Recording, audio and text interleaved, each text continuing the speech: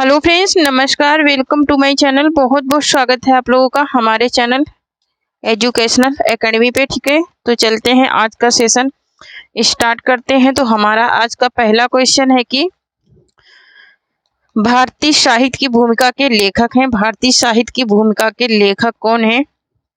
दूधनाथ सिंह है, रामदास मिश्र है, रामविलास शर्मा है, या फिर उपयुक्त में से कोई नहीं है। ठीक है, तो यहाँ पर भारतीय साहित्य की भूमिका की बात हो रही है। तो भारतीय साहित्य की भूमिका के लेखक कौन है?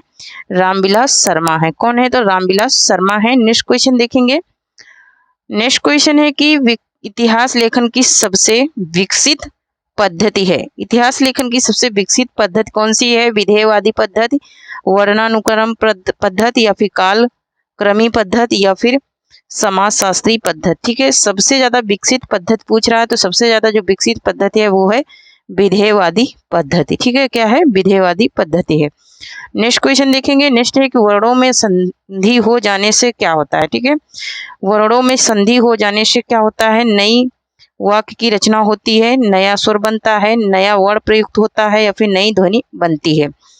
तो यहाँ पर इसका राइट आंसर हो जाएगा हमारा ऑप्शन नंबर डी हो जाएगा, नई ध्वनि बनती है। क्या बनती है? नई ध्वनि बनती है। नेक्स्ट क्वेश्चन देखेंगे। नेक्स्ट है कि निम्नलिखित में से भाषा के संदर्भ में अभ्रंश शब्द का प्रयोग कब से प्रारंभ हुआ? अभ्रंश शब्द का प्रयोग कब से प्रारंभ हुआ ये पूछ रहा है। 11वीं शताब्दी से, 10वीं शताब्दी से, 9वीं शताब्दी से, या फिर 6ठी शताब्दी से। ठीक है, ये कब से प्रारंभ हुआ ये पूछ रहा है। तो यहाँ पर इसका राइट आंसर हो जाएगा ऑप्शन नंबर डी हो जाएगा, 6ठी शताब्दी से। कब से हुआ? तो ये 6ठी शताब्दी से हुआ। ठीक है, नेक्स्ट क्वेश्चन देखेंगे। नेक्स्ट है कि कौन सी भाषा द्रविड़ परिवार की नहीं है? नहीं पूछ रहा है। कन्नड़, मलयालम, बंगाली, या फिर तेलुगु।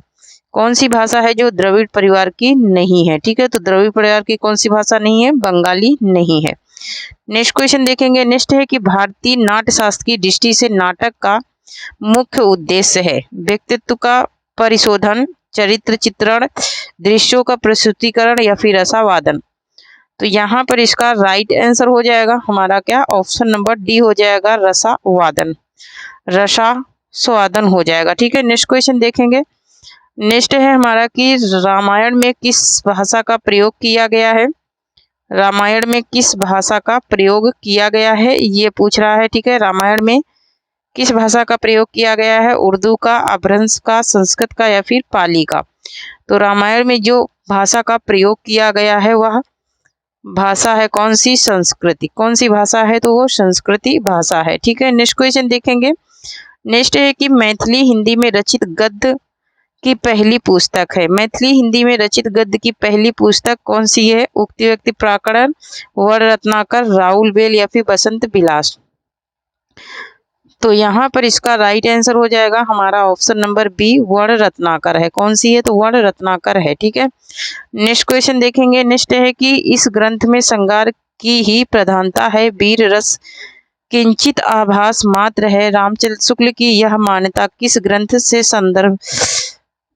ग्रंथ के संदर्भ में है? पृथ्वीराज रासो के, विशलदेव रासो के, या फिर कुमार रासो के, या फिर विजयदेव पाल रासो के। ठीक है, तो यहाँ पर ये जो संबंधित है वो है किससे? विशलदेव रासो के संदर्भ में आचार्य शुक्ल का मानना है। नेक्स्ट देखेंगे। नेक्स्ट है कि विद्यापति ने कुल कितने ग्रंथों की रचना की? 10 ग्रंथों की, 12 ग्रंथों की, 16 ग्रंथों की, या फिर 14 ग्रंथों की। ठीक है, यहाँ पर विद्यापति ने कितने ग्रंथों की रचना की? तो ये 14 ग्रंथों की रचना की विद्यापति ने। नेक्स्ट क्वेश्चन देखेंगे। नेक्स्ट है कि तुलसी के वचनों के समान रहीम के वचन भी हिंदी भाषी भूभाग में सर्वसाधारण के मुंह पर रहते हैं। यह किसका कथन है? नागेंद्र का, नंदुलारे वाजपेयी का, रामचंद्र शुक्ल का, या फिर बच्चन सिंह का। तो ये कथन किसका है ये पूछ रहा है। तो यहाँ पर इसका राइट आंसर हो जाएगा ऑप्शन नंबर सी हो जाएगा, ये रामचंद्र शुक्ल का कथन है। ठीक है, नेक्स्ट क्वेश्चन देखेंगे। नेक्स्ट क्वेश्चन है हमारा कि पर्दा कहानी के लेखक का नाम बताइए। ठीक है, पर्दा कहानी के लेखक का नाम क्या है? मोहन राकेश है, भीष्म साहनी है, भगवती शरण वर्मा है, या फिर यशपाल है। ठीक है, तो पर्दा कहानी किसकी है ये बताना है, तो यहाँ पर ऑप्शन नंबर डी राइट हो जाएगा, यशपाल की कहानी है पर्दा। नेक्स्ट देखेंगे, नेक्स्ट है कि निम्न में से कौन सा एक महादेव का पर्यायवाची शब्द नहीं है, गिरीश, भव, शंभु या फिर विटप। ठीक है, तो यहाँ पर इसका राइट आंसर हो जाएगा हमारा क्या, ऑप्शन नंबर डी, विटप नहीं है किसका पर्यायवाची, महादेव का। ठीक है, नेक्स्ट क्वेश्चन देखेंगे, नेक्स्ट है कि कान्हा शब्द है, कान्हा शब्द कैसा है, तत्भव है, तत्सम है, तत्भव है, अर्ध तत्सम है, फिर अर्ध तत्भव है। ठीक है, तो यहाँ पर इसका राइट आंसर हो जाएगा हमारा ऑप्शन नंबर बी, ये क्या है, तत्भव है। ठीक है, कान्हा क्या है, तत्भव शब्द है।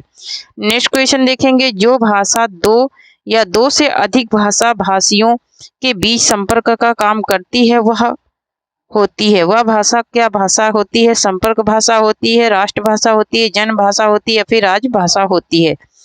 तो यहाँ पर इसका राइट आंसर हो जाएगा हमारा ऑप्शन नंबर ए, संपर्क भाषा कहलाती है, जो एक से अधिक भाषाओं में बीच बोली जाती है। नेक्स्ट है कि विभव के कितने प्रकार होते हैं, 2 होते हैं, 4 होते हैं, 5 होते हैं या फिर 8 होते हैं। ठीक है, तो यहाँ पर जो विभव के प्रकार हैं वो 2 प्रकार होते हैं, क्या होते हैं, 2 प्रकार होते हैं विभव के।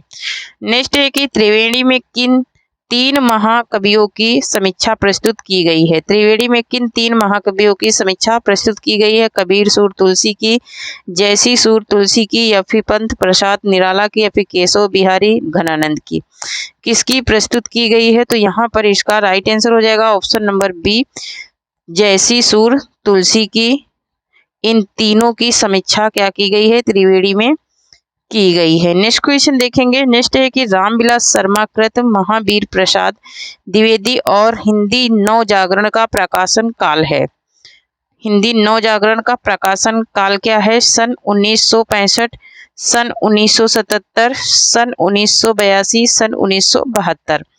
तो यहाँ पर इसका राइट आंसर हो जाएगा हमारा क्या, ऑप्शन नंबर बी हो जाएगा, सन 1977 ईस्वी है इन कृतियों का प्रकाशन वर्ष। ठीक है, नेक्स्ट क्वेश्चन देखेंगे, नेक्स्ट है कि इनमें से मनोविकार संबंधी निबंधों के प्रमुख लेखक हैं, आचार्य रामचंद्र शुक्ल हैं, महावीर प्रसाद द्विवेदी हैं, पद्मलाल पुन्नालाल बख्शी हैं, फिर गुलाब राय हैं। तो यहाँ पर इसका राइट आंसर हो जाएगा हमारा क्या, ऑप्शन नंबर ए हो जाएगा, आचार्य रामचंद्र शुक्ल हैं। कौन है, आचार्य रामचंद्र शुक्ल हैं। नेक्स्ट क्वेश्चन देखेंगे, नेक्स्ट है कि फूंक फूंक कर पैर रखना इस मुहावरे का सही अर्थ है, फूंक फूंक कर पैर रखना इस मुहावरे का सही अर्थ क्या है, डर कर कदम रखना, धीरे धीरे चलना, सोच विचार कर काम करना या फिर सावधानी पूर्वक चलना। तो यहाँ पर इसका राइट आंसर हो जाएगा हमारा क्या, ऑप्शन नंबर सी हो जाएगा, सोच सोच कर काम करना हो जाएगा। ठीक है, नेक्स्ट क्वेश्चन देखेंगे, नेक्स्ट है कि निम्नांकित में से मुहावरा है, सावन हरे न भादो सूखे, भाड़े का टट्टू या फिर एक पंथ दो काज या फिर चिराग तले अंधेरा। यहाँ पर मुहावरा पूछ रहा है, लोकोक्ति नहीं पूछ रहा है। ठीक है, तो यहाँ पर ऑप्शन नंबर बी राइट हो जाएगा, भाड़े का टट्टू, ये क्या है, मुहावरा है। नेक्स्ट क्वेश्चन देखेंगे, नेक्स्ट है कि निम्नलिखित में से एक शब्द की वर्तनी अशुद्ध है, एक शब्द ऐसा है जिसकी वर्तनी अशुद्ध है, उज्जवल है, कावित्री है फिर मोक्ष है। तो यहाँ पर ऑप्शन नंबर सी राइट हो जाएगा, कावित्री इस तरह से नहीं, इस तरह से लिखा जाता है। ठीक है, तो यहाँ पर ऑप्शन नंबर सी राइट हो जाएगा। नेक्स्ट क्वेश्चन देखेंगे, जो लोग हमारे कंटेंट की क्लासें नहीं देखे हैं वो जा करके हमारी प्ले लिस्ट में आप लोगों को मिल जाएंगी क्लासें। ठीक है, प्ले लिस्ट में जा करके देख लीजिए, और ग्रामर की भी क्लासें प्ले लिस्ट में मिल जाएंगी। ठीक है, तो यहाँ पर देखिए, निम्न में से किस कवि का पहले नाम गुसाई दत्त था, सुमित्रानंद पंत का, हजारी प्रसाद द्विवेदी का, धर्मवीर भारती का, फिर हरिवंश राय बच्चन का। तो यहाँ पर सुमित्रानंद पंत का पहले क्या नाम था, गुसाई दत्त था। नेक्स्ट क्वेश्चन देखेंगे, नेक्स्ट है कि कवि निराला ने किसे हिंदी के विशाल मंदिर की सरस्वती कहा है, विशाल मंदिर की सरस्वती किसे कहा है निराला जी ने, महादेवी वर्मा को, मीराबाई को, मन्नू भंडारी को या फिर अमृता प्रीतम को। तो इन्होंने किसको कहा है, तो इन्होंने कहा है किसको, महादेवी वर्मा को कहा है। ये महादेवी वर्मा को विशाल मंदिर की सरस्वती इन्होंने कहा है, और ये अपनी बहुत ही प्रिय बहन मानते थे महादेवी वर्मा को निराला जी। यहाँ पर देखिए, इनमें से सफल शब्द का विलोम नहीं है। असफल, विफल, कुफल या फिर निष्फल। सफल शब्द का विलोम नहीं पूछ रहा है। नहीं जो है वो कौन सा नहीं है, कुफल नहीं है। ठीक है, कुफल ये सफल शब्द का विलोम नहीं है। नेक्स्ट क्वेश्चन देखेंगे। नेक्स्ट है कि खड़ी बोली ब्रज भाषा किस उपभाषा के अंतर्गत आती है। पूर्वी हिंदी के अंतर्गत, राजस्थानी हिंदी के अंतर्गत, या फिर पश्चिमी हिंदी के अंतर्गत, या फिर पहाड़ी हिंदी के अंतर्गत। ठीक है, किसके अंतर्गत आती है ये पूछ रहा है। तो यहाँ पर इसका राइट आंसर हो जाएगा ऑप्शन नंबर सी, पश्चिमी हिंदी के अंतर्गत आती है ब्रज भाषा, खड़ी बोली, और क्या आती है उसमें, ब्राह्मी, ये सब आती है। ठीक है, नेक्स्ट है कि ओज गुण का संबंध किस रस से है। रौद्र से है, श्रृंगार से है, शांत से है, या फिर करुण से है।